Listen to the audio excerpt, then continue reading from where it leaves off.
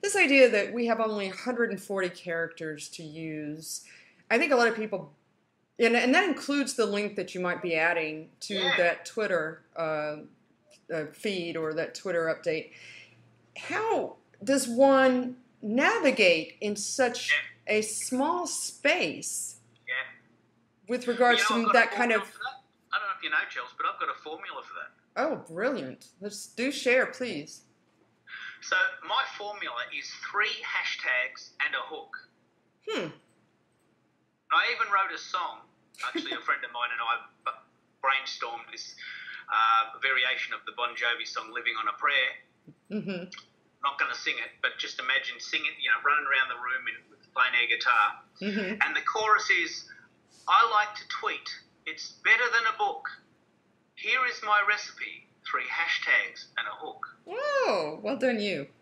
So the basic idea that you've got 140 characters, typically 10 words. Yeah. And so, for instance, just to play it out, it might be something like "Get Found Fast, the podcast." www.getfoundfast.com/podcast at Chelsea Benham at Keith Keller. Right. That's it. That's all you get. Mm-hmm. A hashtag, and then you might add some hashtags, something like social media podcast MP3 or Twitter tips podcast. We'll talk about hashtags a bit later on in the video series, but this idea that you've got 10 words, you've got to use them really, really well. Yes. You don't want to say something like, "I've just recorded a podcast with my very good friend Chelsea about Twitter." Right. Because first of all, it won't fit. Mm-hmm. Mm-hmm. And second of all, it's so flat that no one's going to notice. Yes. So in one way, you have to abbreviate with the power words or punch words in the Twitter message right up front. There's just it's not it. You have to be very economical with your word choice. Like a headline in a newspaper. Imagine you're driving down the main street and you pass Gary Vaynerchuk's store, don't say using the Gary V example, and you're driving down the street and you see this, poster that says "free beer." Mm-hmm. You go, "Oh, okay, stop." Or 13th, Baker's dozen. 12 bottles for $10 or whatever. You've got this headline that's a showstopper. Right. Yes. You're driving down the road in the car and you've got lots going on. There's a McDonald's over there and a Starbucks over there and this is that. And, there's lots of people going around and then you see this poster, "free beer," or 12 bottles for the price of 10. Mm-hmm. It's a headline. Right. And so with everything that I do, and if you follow my tweets at Keith Keller, you'll see that everything I do wraps around this formula. 3 hashtags and a hooky title, and then the link to what you're talking about. That's it. That's all you get. And it's a real craft. It's a real art. Right. Well, let's talk about all of it to fit, isn't it? Right. Well, you segue right into something that I find when I'm working with my clients.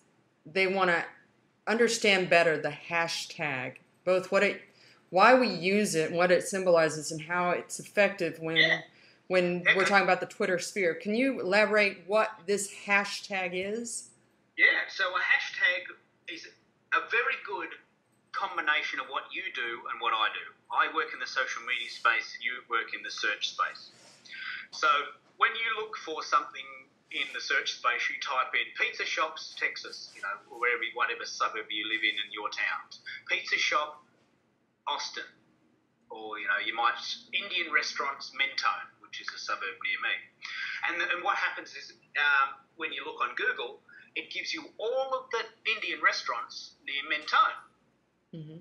All the Indian restaurants or the pizza shops in Austin. Well, you can't do that on Twitter. So what someone did very cleverly is said, well, why don't we wrap it around a hashtag?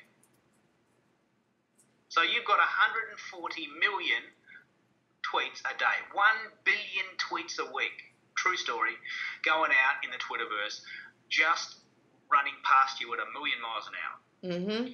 But so what people have started doing now is saying, okay, look, I don't want to watch everyone's tweets. I just want to read tweets about Melbourne, about Twitter, about Australia, and about Austin, Texas. That's all I want to do this week. I want to focus because I'm going to Austin, Texas. I live in Melbourne. I love checking out stuff that's going on with Australia, and I love finding out what's going on with Twitter. So you follow hashtags. This is thinking about it from the user's experience. People are following keywords. Right. They're typing words like, what's happening in Melbourne today? Mm-hmm. So if you've got an event in Melbourne, rather than writing, I'm talking to my good friend Chelsea, we're doing an event in Melbourne, which is just very flat and very monotonous. If you write something like, Texan chick in Melbourne, come today, here's the link, and then you write, Texas meets Melbourne. Mm-hmm. You know, hashtag Texas, hashtag Melbourne. Then everyone in the world who wants to find out what's happening with Texas chicks, you know, because you're a really cool Texas chick, Mm-hmm. they get to see your goss. And everyone who wants to find out what's happening with, Melbourne dudes. So, I mean, you could do that for just a bit of a joke. You could have Texas chick, Melbourne dude. Wow, we should try that. We should try that. Actually, that should be our little. That's right. Are you writing that down? Melbourne dude.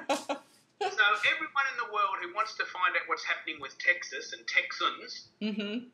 follows the word Texas or Texans. And everyone who wants to find out what's happening in the world of Melbourne follows the hashtag Melbourne.